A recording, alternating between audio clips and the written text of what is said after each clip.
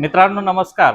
आज आपण आनंददायी शनिवार निमित्त असा खेळ घेणार आहोत की ज्यामुळे विद्यार्थ्यांची निरीक्षण क्षमता ही वाढणार आहे।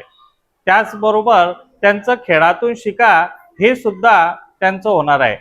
मित्रांनो, आनंददायी शनिवार हा शासनाने विद्यार्थ्यांना खेळातून शिकण्यासाठी नवीन ही पद्धत आणलेली आहे।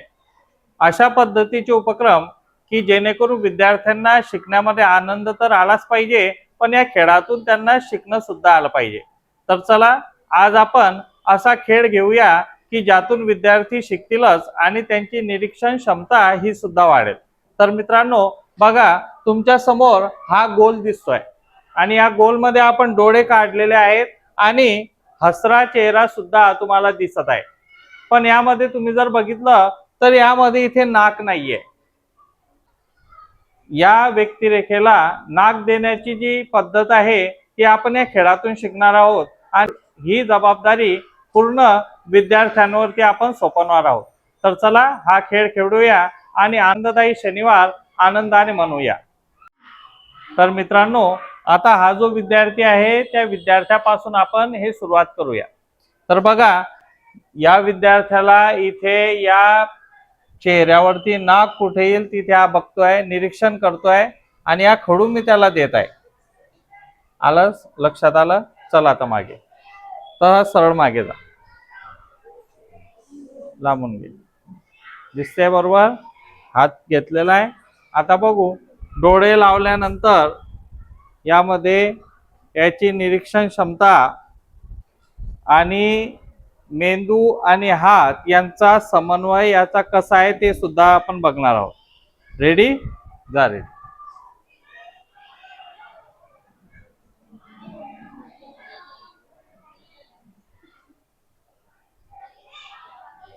झालं? हा, तर बघू आता याने नाक बरोबर काढला आहे का हे आपल्याला दिसणार आहे। हे दिसतंय का हिरण्य?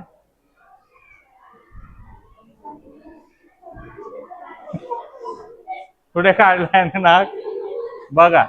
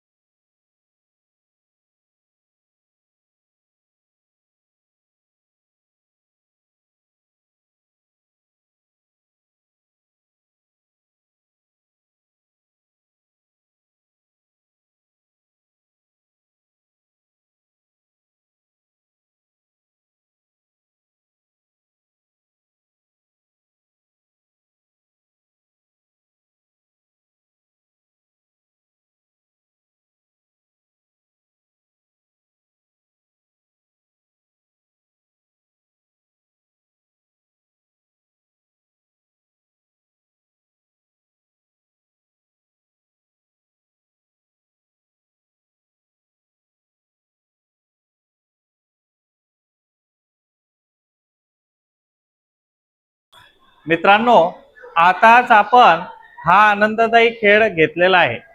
बघा, सुरुवातीला सोपा वाटणारा खेळ किती कठीण असू शकतो हे या खेळावरून आपल्याला समजलं।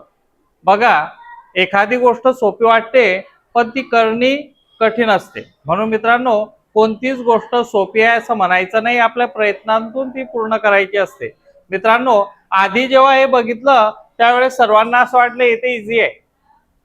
मी जर इथून असा बघून जातोय तर माझे डोळे बंद झाल्यानंतर मी पण तिथेच पोहोचेल, पण तसं होते का? नाही। डोळे जोपर्यंत आपले उघडे आपल्याला व्यवस्थित दिसते आपण सरळ पाय टाकतो, चालतो, पण डोळे बंद झाल्यानंतर आपण पूर्ण ब्लँक होतो, आपल्याला समोर काही दिसत नसते आणि मग त्यावेळेस आपल्या निरीक्षणाची कसोटी असते। कशाची असते? निरीक्षण। मग यासाठी यातून आपण खेळातून काय शिकलो की आपली निरीक्षण क्षमता चांगली पाहिजे। त्यानंतर आपला ब्रेन, आपले अदर ऑर्गन यांचं कोऑर्डिनेशन चांगलं पाहिजे। जर यांच्यात चांगलं कोऑर्डिनेशन असेल तर आपण बरोबर त्याच दिशेला वळतो, त्याच दिशेला जातो। बघा, एक छोटंसं उदाहरण सांगतो। रात्री जर लाईट गेली रात्री लाईट गेल्यानंतर सर्व अंधार झाला, आपल्याला माहिती असतो मोबाईल इथे ठेवलेला आहे, टॉर्च तिथे ठेवलेला आहे, आपण बरोबर अंदाजाने तिथे जातो जरी आपल्याला दिसत नसलं तरी. कारण हे काय मित्रांनो, आपण ती गोष्ट वारंवार बघत आलेलो आहे की आपण आपला डेस्क इथे आहे, टीव्ही इथे आहे, टेबल इथे ठेवलेला आहे, त्या टेबलावर मी मोबाईल ठेवलेला आहे. जर आपण घरातील मुलाला सांगितलं त्या टेबलावरून मोबाईल आण, रात्री लाईट गेलेली आहे, अंधार आहे, पण तो मुलगा दुसरीकडे न जाता ज्या दिशेला तो टेबल आहे तो त्याच दिशेला जातो. मित्रांनो, प्रयत्न केल्याने ही गोष्ट शक्य आहे. आज तुम्हाला नाही जमलं, पण हा जर तुम्ही व्यवस्थित प्रयत्न केला, तुमच्या ऑर्गन्सला सवय लावली, तर नक्कीच तुम्हाला चांगल्या पद्धतीने हा खेळ जमेल. तर मित्रांनो, तुम्हाला हा खेळ कसा वाटला नक्कीच सांगा आणि तुमच्या शाळेत सुद्धा असाच आनंददायी खेळ घ्या. धन्यवाद.